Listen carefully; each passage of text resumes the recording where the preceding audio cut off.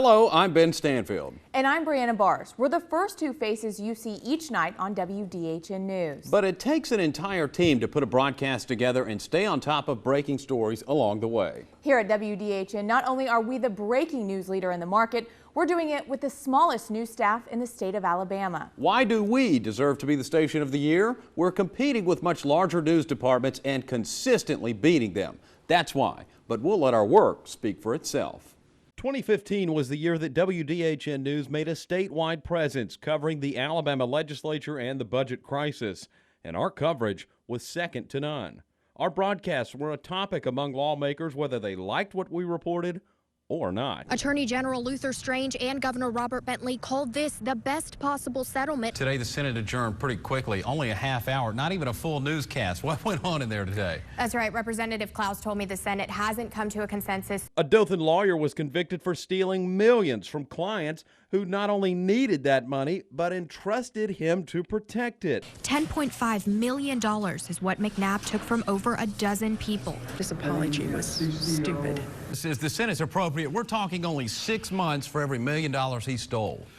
Well, when you phrase it like that, it doesn't sound like it. We were also the watchdogs that broke the story that he had friends in high places and he had been moved to a work release facility instead of serving hard time. It shows once again white-collar crime is rampant. You get rewarded. We put him back in prison not once, but twice. McNabb has been placed on work release, but the jail won't say where. Former Dothan attorney and turned inmate is headed back to prison, but now the question becomes, how did what one lawmaker calls a travesty happen in the first place? And we continue to monitor his residence at Alabama's Kilby Prison for our viewers. We also asked the state's prison system administrators tough questions as well about why inmates in Elba were smoking spice in the facility and wound up in the hospital in critical condition. Sources say he complained of chest pains earlier that morning and was sent back to bed. We broke that story too. When a Dothan school faced problems with guns in backpacks, we broke the story and asked tough questions to system administrators. Backpacks are a result of 2 guns being brought to school last year. Not once, but twice at Honeysuckle Middle School, just weeks apart from each other.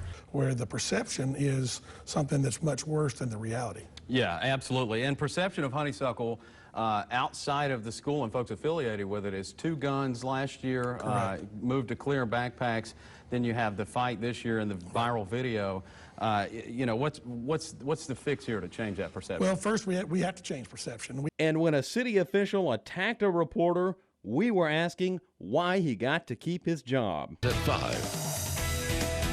Good afternoon. Thanks for joining us. Our top story, a Dothan TV reporter hit in the face by a city commissioner, Amos Newsom. Many still continue to wonder what this means for Newsom. Well, apparently nothing. No comments. And what are your thoughts on people calling for your resignation? No comments, young man.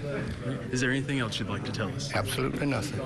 Of course, we were already asking questions about his job because we previously broke the story of how voter fraud got him elected in the first place. We covered 1, 2, 3 convictions to prove it. The jury finding Olivia Reynolds guilty of all 24 counts of voter fraud.